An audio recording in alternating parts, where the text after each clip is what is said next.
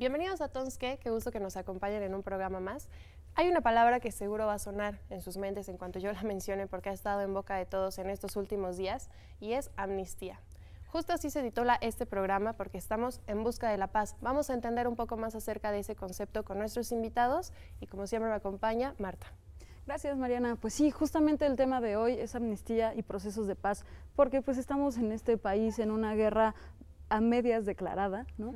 Y es un tema que se ha tratado muy por encima. Tarea muy importante empezar a ver cuáles son las propuestas o cuáles tendrían que ser las propuestas para ayudarnos a salir de esta, ¿no? Y entender el término, ¿no? Para comprender y tener una mejor visión acerca de lo que significa amnistía y no irnos como por el discurso que se ha venido haciendo sobre este término.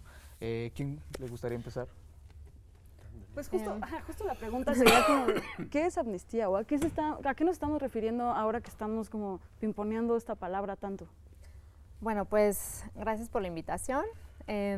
Las amnistías precisamente son una herramienta que ha sido utilizada desde hace muchísimos años en procesos de pacificación, en procesos de reconciliación. Ahora hay toda una rama en el derecho internacional de los derechos humanos que se llama justicia transicional, que precisamente las ha utilizado para poder lograr la reconciliación entre dos grupos que están en desacuerdo, ¿no? La amnistía en sí es la inaplicación de una norma penal o administrativa es cierto grupo de personas por una conducta muy específica, ¿no? Un ejemplo de una amnistía reciente que pasó de largo, pero que hubo, fue en el conflicto en Michoacán, por ejemplo, a las autodefensas. Estos grupos traían armas de uso exclusivo del ejército, lo cual es un delito. Y para lograr el desarme de estos grupos se les ofreció la posibilidad de entregar las armas y entonces no ser procesados por ese delito. Ese sería un ejemplo de una amnistía que ha sido utilizada aquí en México. ¿Lo podemos definir entonces quizá como una herramienta legal, por así decirlo? Por supuesto. Es de hecho, en todos los procesos de paz se construyen específicamente este tipo de acuerdos o leyes para generar y acelerar los procesos de reconciliación. Creo que el auditorio recordará otro ejemplo muy claro, muy concreto. En el 94, a los pocos días, con más inteligencia, Salinas de Gortari que muchos otros políticos actuales, ofrece una amnistía a los zapatistas. Y entonces es el famoso discurso de respuesta de Marcos, diciendo de qué me van a perdonar. Pero en el fondo, en los acuerdos de San Andrés y antes la ley en San Miguel previa, como parte de los procesos del diálogo, se genera una especie de impas y de no aplicabilidad de la ley, por más que eran, digamos, rebeldes y estaban levantados en armas. No se les aplicó de esa forma específicamente una persecución por eso. Después hay una traición ahí de Cedillo y todo, pero finalmente hay que recordar que existe en el país, no es ninguna novedad esto, y en el mundo menos, por supuesto, ¿no? O sea, la Segunda Guerra Mundial, si pensamos en la Segunda Guerra Mundial, ¿cómo termina? Hay millones de militares que hicieron atrocidades de un lado y del otro. ¿Cómo terminan estos?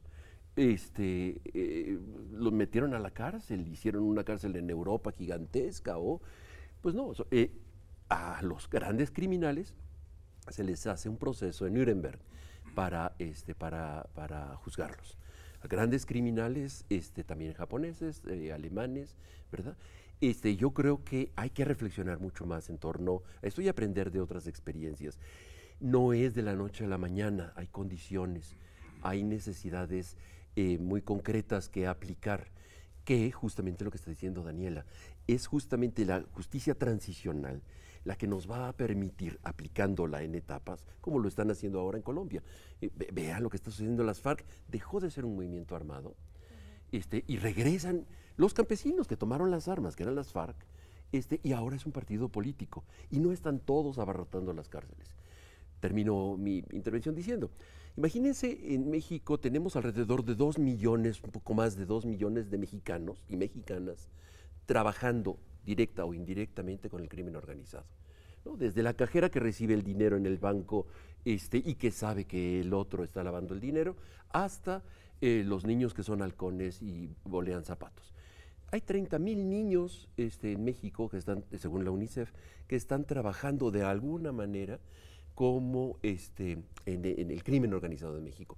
¿Qué vamos a hacer? Vamos a abarrotarlos, a meterlos a la cárcel a todos estos 2,5 millones de mexicanos. ¿Quién los va a identificar? Ni a la escuela, ¿cómo los van a meter a la cárcel? Por supuesto. O sea, este proceso quiere decir que no se trata de estar llenando cárceles, sino de reunificar o reconstruir. Conocer la verdad, esto es importante, el asunto de conocer la verdad. Y para eso es, como parte de este proceso, de llegar como punto final a la amnistía, hay que pasar por un conocimiento de qué sucede y de qué ha sucedido. Las comisiones de la verdad, quizá es indispensable pensar en las comisiones de la verdad. Estamos cumpliendo 50 años de la masacre de Tlatelolco, en donde no se ha reconocido oficialmente la participación del ejército en la masacre de estudiantes, tanto del Politécnico, de la UNAM y gente de a pie. Hay que decirlo y hay que reconocerlo públicamente. Comisiones de la verdad para la guerra. ¿Cuál? ¿Así? Sí, para el esclarecimiento de los hechos, saber qué pasó, cuáles son las causas que nos llevaron a determinado conflicto. Claro. Cómo acontecieron los hechos. Acteal, Aguas Blancas, comisiones de la verdad para Chiapas, para lo que ha sucedido en Allende, en fin. 43, los 72 migrantes. Claro.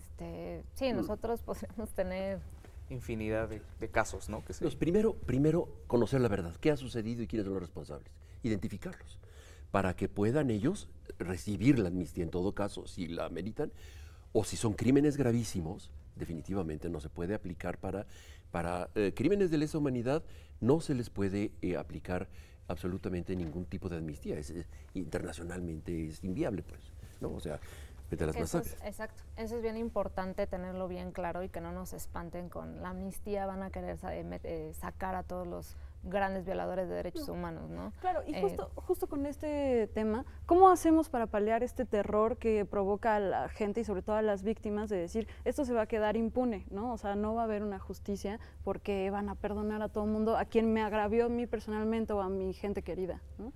¿Cómo podríamos hacer para paliar ese terror? Primero que nada, yo creo que también es importante saber la verdad y después el centro de este aspecto que está Daniela señalando, muy importante, que es la justicia transicional tiene como punto central a las víctimas.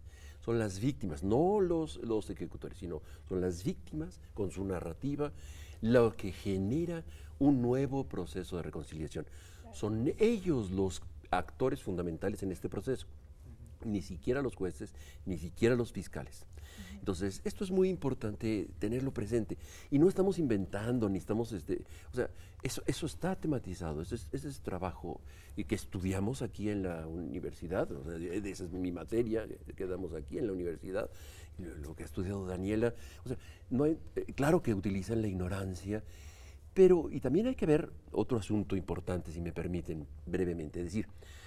De hecho, hay una amnistía de facto. El 98% de la impunidad en este país es de alguna manera una amnistía de facto, ¿no? El no perseguir a los responsables de Odebrecht, por ejemplo, o los responsables de los contubernios de la Casa Blanca, o los asesinos de Tlatelolco, o los de... Es, en el fondo, de facto, una especie de no aplicación de las leyes, porque convienen. Y lo vemos en el caso de, por ejemplo, de Anaya, cuando lo estaban persiguiendo todavía, la Procuraduría filtra, la propia Procuraduría filtra, la utilización de la justicia con fines políticos. Esto ha sido permanentemente. Tenemos que refundar el país y particularmente el sistema de justicia.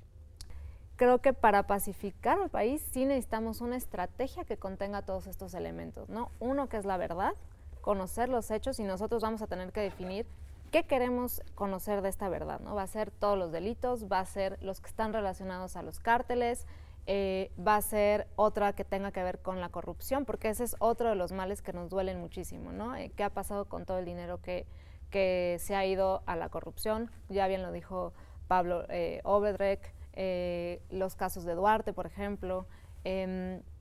La otra parte va a ser la justicia, ¿no? Que aquí entra en términos de justicia transicional, vamos a requerir ayuda para juzgar crímenes graves de derechos humanos, de lesa humanidad, que sí ha habido aquí en México o no. Vamos a querer un tribunal mixto. El tercer paso es la atención a las víctimas, precisamente, ¿no? Que tienen que ser masivas. Tenemos una cantidad enorme de víctimas. Tenemos una comisión ejecutiva de atención a víctimas que precisamente fue moldeada con base en el modelo de Colombia, pero nosotros aquí no teníamos los dos pasos previos. Entonces, tenemos una comisión ejecutiva de víctimas que está sobrepasada, que no tiene suficientes fondos, que no es autónoma y no es independiente, y que no está conectada realmente a las otras dos fases que son muy importantes. Y la última son las medidas de no repetición, que aquí entra justamente cómo vamos a volver a estudiar en qué estamos, qué fue lo que pasó y qué reformas institucionales, sociales y culturales requerimos como sociedad para volvernos a encarrilar. Claro, porque aparte los delitos que se cometen en México son bien específicos, con un contexto similar al de otros países, pero para nada igual, ¿no? Podemos continuar con esta discusión más adelante en el contexto. Vámonos a un pequeñísimo corte y regresamos para seguir platicando de esto. Estamos de regreso en Tonske y justo estamos tratando de imaginar la paz y el proceso que tendríamos que llevar para llegar a ella. Y yo les quiero hacer la pregunta, así al aire, ya que estamos imaginando justamente, si ustedes dos fueran los encargados de decir, este es el plan de acción que se va a armar en el país para poder empezar un proceso de paz, ¿cómo sería? ¿Qué sería lo que propondrían así de bote pronto? Muchísimas cosas. No sé si quieres empezar. A ver, creo que estamos a punto de iniciar un momento muy importante en el cambio de la Procuración de Justicia a una Fiscalía General. Entonces, como el grupo, el movimiento de una Fiscalía que sirve, está hablando sobre la necesidad de refundarla, no retomar toda el expertise de la PGR, que es bastante poco, y refundarla, pensar en una institución totalmente nueva, en donde tenga, por supuesto, un fiscal, ¿no? Ahorita no tenemos ni siquiera un procurador. Entonces haya un fiscal independiente, con la reforma del 102 constitucional. Después, tú me vas a incorporar cosas. Después, obviamente, todas las instancias, todas las fiscalías deben de tener titulares, por Dios. O sea, es indispensable que todas las fiscalías en este país tengan titulares y que sean responsables y no encargados de despacho, como tenemos al menos en 3. Después, que el sistema de procuración sea independiente frente al sistema de administración, la posibilidad de que los jueces sean también independientes, pero tengan ciertos controles internos y contrapesos internos para poder, digamos, juzgar y llevar a juicio. Ahora, hay que aplicar dentro de este nuevo sistema de justicia los sistemas alternativos de justicia, porque no se es capaz hasta el momento, y hay que pensar en un proceso de transición largo, con sistemas alternativos, ¿no? Mediación, conciliación, etcétera. El nuevo sistema de justicia penal ya incluye métodos alternos de solución de controversias, incluye la mediación en muchos casos, siempre y cuando no sean otra vez delitos graves. La otra, para mí, justo esto que mencionas de una fiscalía autónoma, fiscalía que sirva, sí es súper importante, pero para mí entraría en las medidas de no repetición. Creo que para el nivel y la cantidad de delitos graves en materia de derechos humanos, sí vamos a necesitar ayuda internacional. Necesitamos definir qué es lo que necesitamos investigar con una comisión de investigación, si necesitamos 1, 2, que va a ser una labor titánica. O sea, nosotros tenemos que ver este proceso de justicia transicional, ahorita que están de moda, como un maratón. Entonces, esta es nuestra fase de preparamiento. Ya que entremos con las comisiones y tribunales, ya estamos entrando y va a durar probablemente décadas, ¿no? La comisión, a mí me gusta hacer este comparativo porque nos da un poquito de perspectiva. La Comisión de Personas Desaparecidas de Argentina, por ejemplo, encontró cerca de 9,000 víctimas. De los registros no oficiales hablaban de cerca de 30,000. Nosotros aquí en México llevamos 35,000 reconocidos oficialmente. Entonces ellos siguen en su proceso de transición, ¿no? Esto estamos hablando de los 80s. Entonces, imagínense, nuestros hijos van a seguir con este legado de violencia trabajando y justamente lo que tenemos que hacer ahorita es iniciar con estos procesos para que 2 generaciones más abajo puedan vivir realmente en una... ¿no? Uno de los análisis que yo escuchaba a ciudadanos a pie es considerar que, por ejemplo, las recomendaciones que se le hacen a México por parte de ONU, ¿no? En materia de derechos humanos, y con el tema de desaparecidos centralmente, porque pues en México desaparecen hasta porque salen a la calle. Pero tortura. Claro, ¿no? Y de todo lo que ya deriva la violencia en sí, ¿no? Entonces, cuando se le hace nada más una recomendación es como decir, bueno, sí, lo vamos a atender, ¿no? Porque ya vamos a reparar el daño, cuando sabemos que eso para nada es cierto, ¿no? Pero si hablamos de que en esta instancia estamos por un periodo de años de la mafia del poder gobernando, en 6 años no se va a poder resolver, o podrían darse las bases a lo mejor para empezar a hacerlo. Sí, definitivamente ya las tenemos, algunas bases importantes. La modificación constitucional en el 2011 es fundamental, ¿no? O sea, que sean los derechos humanos parte de la Constitución, o sea, reconocidos, etcétera. La vinculación con los acuerdos internacionales también ya lo tenemos. Las grandes reformas penales también las tenemos. Hay algunas cosas que ya están en marcha. Hay que crear ahora estas instancias nuevas con la ayuda internacional definitivamente. No podemos estar pensando que México vive solo y al margen de sus cositas y sabemos hacerlos todo. Definitivamente necesitamos los estándares internacionales para aplicarlos en México, un mecanismo internacional, así como el GIEI, que estaba ayudando y que en el momento que iban avanzando las investigaciones, que no avanzaban de la PGR, prácticamente los corre el gobierno mexicano, ¿no? Sí. O sea, es vergonzoso y a nivel internacional evidentemente todo el mundo sabe de esta situación. O sea, vulnerar el trabajo de Naciones Unidas, de Jan Yarab, por ejemplo, hace unos días a propósito del informe que saca de doble injusticia sobre tortura en México, hombre, es verdaderamente nefasto, ¿no? Entonces, pero sí hay algunas bases. Hay que reforzar las que ya existen y hay gente, o sea, la gente que nos está viendo, estos jóvenes que están saliendo formados bajo el nuevo sistema ya de penal acusatorio, los nuevos abogados, los profesionales en derechos humanos, las compañeras que están en temas de género, etc. Sí hay mucho expertise en México que se puede combinar para generar nuevas instancias y nuevas políticas públicas e instituciones importantes de cambio, por supuesto. Y, por ejemplo, tomando en cuenta los procesos de paz, los ejemplos que tenemos de Latinoamérica, sobre todo, que creo que es un contexto un poco más cercano al nuestro, ¿qué podemos aprender de qué cosas fueron errores catastróficos y qué cosas fueron aciertos así espectaculares como para poder traerlos a nosotros? Bueno, por ejemplo, en el caso argentino, precisamente amnistías que se tienen que ver junto con el contexto político-social y que fueron dadas para prevenir un nuevo levantamiento por parte del ejército y prevenir así más violencia, pero creo que esa ha sido una parte de los aprendizajes que se han tenido dentro de la justicia transicional y dentro de los procesos de paz, ¿no? Que sí está sujeto a amnistías, que no. Ahora en la justicia transicional, en los procesos de reconciliación, se ve que estos mecanismos se deben de implementar de manera holística, ¿no? No solo una comisión aislada, no solo una atención masiva a víctimas aislada, no solo igual una fiscalía autónoma, sino que tienen que ser implementados de manera holística todos juntos. Entonces creo que esos han sido los grandes aprendizajes que se han tenido en los últimos 40 años, sobre todo en los últimos 40 años, ¿no? Lo vemos en Sudáfrica, lo vemos en Colombia. Las experiencias sobre estos procesos de justicia transicional van poco a poco, que tienen grandes deficiencias definitivamente, pero el esfuerzo de reconstruir el país, reconstruir el tejido social, hay que permearlo y hacerlo más consciente. Yo creo que los colombianos, después de haber votado el no al proceso de paz, dijeron, qué barbaridad, lo que estamos haciendo es una barbaridad. Y seguramente en la segunda vuelta que hubo, caen en cuenta de que es un riesgo. O sea, la dinámica de violencia de 50 años que tienen ellos les genera algo connatural. Y creo que en el caso de México empieza a suceder. Hay una generación de chicos que han nacido ya en el periodo de la violencia, hay que decirlo, ¿no? Hay que calificar estos 2 sexenios como el periodo de la gran violencia.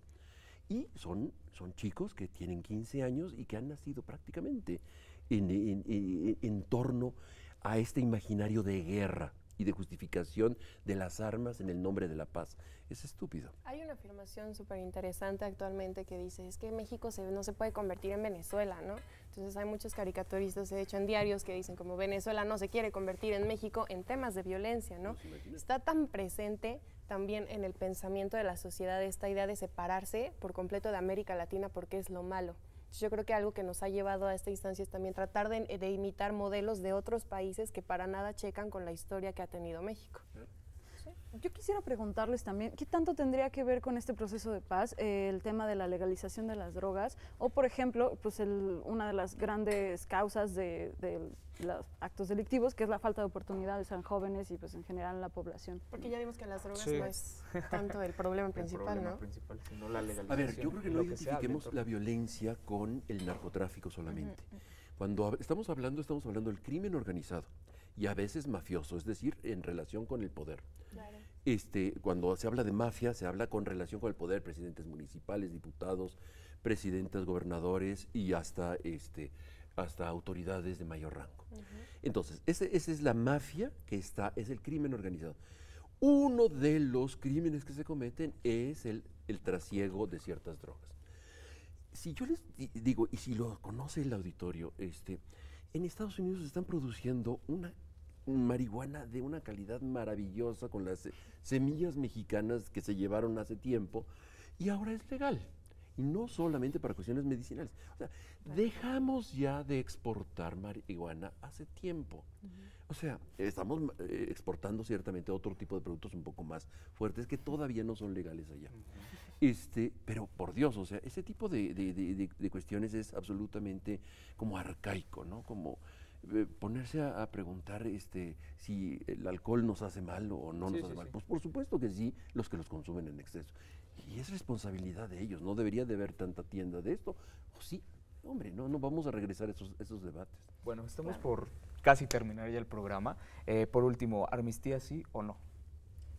Sí, siempre y cuando respete las limitaciones que tiene el derecho internacional de los derechos humanos. Claro, bajo un marco de un proceso muy bien definido, no solamente de diálogo, sino fundamentalmente bajo los estándares internacionales que van estableciendo la llegada a ese punto de partida de una nueva sociedad. Claro que sería ideal justo en esta búsqueda que estamos de paz, pero lamentablemente se nos acabó el tiempo.